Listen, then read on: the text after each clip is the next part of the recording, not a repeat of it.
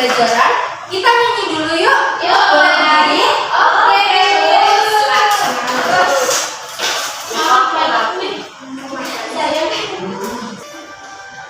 Sambil tepuk-tepuk ya.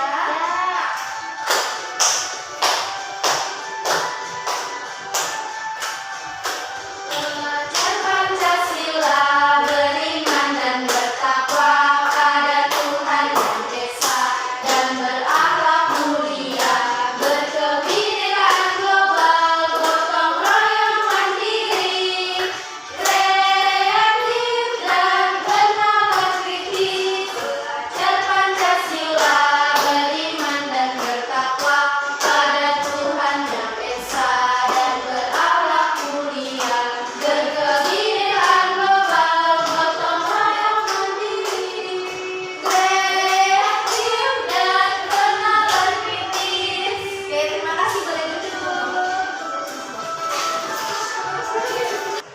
Oke, kita masuk ke materi detik-detik sejarah proklamasi di sekitar kita. Nah, yang pertama yaitu sejarah proklamasi peristiwa di Rengas Dengklok, yaitu pada tanggal 16 Agustus. Sebelum proklamasi, peristiwa Rengas Dengklok menandai keinginan para pemuda untuk memproklamasikan kemerdekaan Indonesia dengan semangat juang yang tinggi. Oke, kapan sih yang Soekarno-Hatta kembali ke Jakarta pada waktu itu?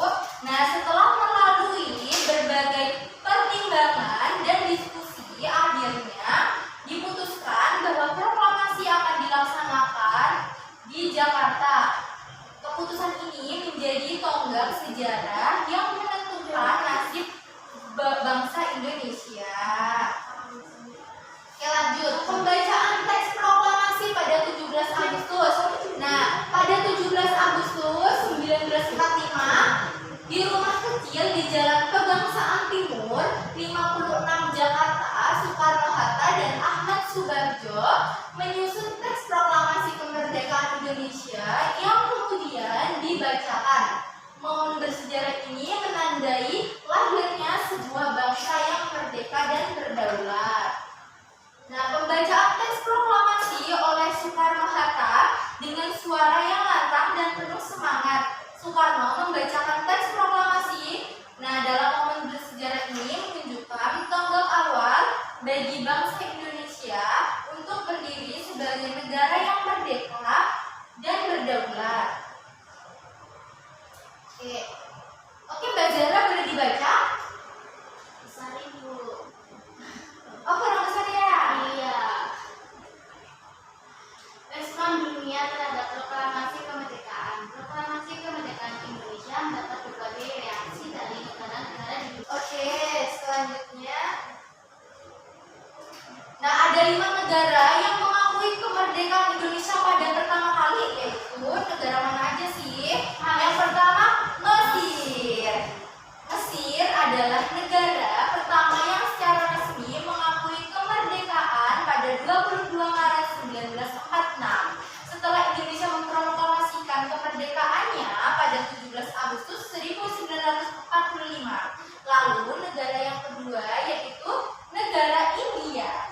Nah, India secara resmi mengakui kedaulatan di Indonesia pada tanggal 2 September 1946, menjadikannya negara kedua yang mengakui kemerdekaan Indonesia.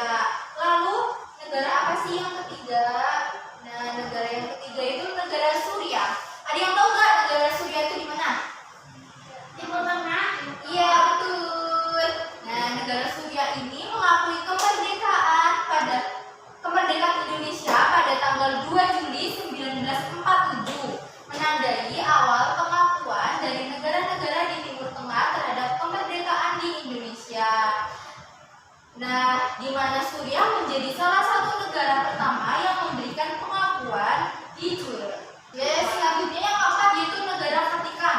Nah, negara Vatikan mengakui terhadap kedaulatan Indonesia datang dari berbagai negara di Asia dan Eropa. Negara Vatikan sebagai negara Eropa pertama yang mengakui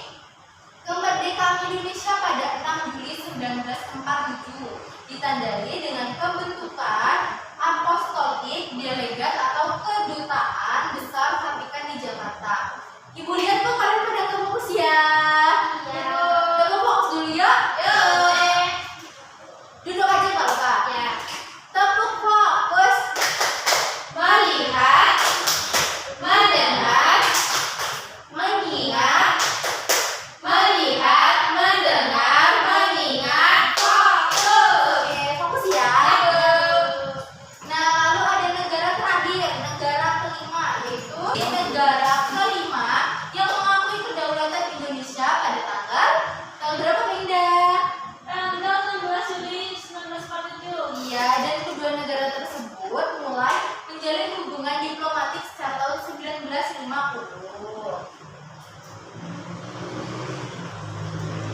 Nah, reaksi masyarakat Indonesia terhadap proklamasi boleh dibacakan, Mbak Zahra? Reaksi masyarakat Indonesia terhadap proklamasi kemerdekaan disambut dengan sukacita oleh seluruh rakyat Indonesia. Semangat juang yang tinggi mendorong rakyat untuk mempertahankan kemerdekaan yang baru saja diraih. Iya, pinter.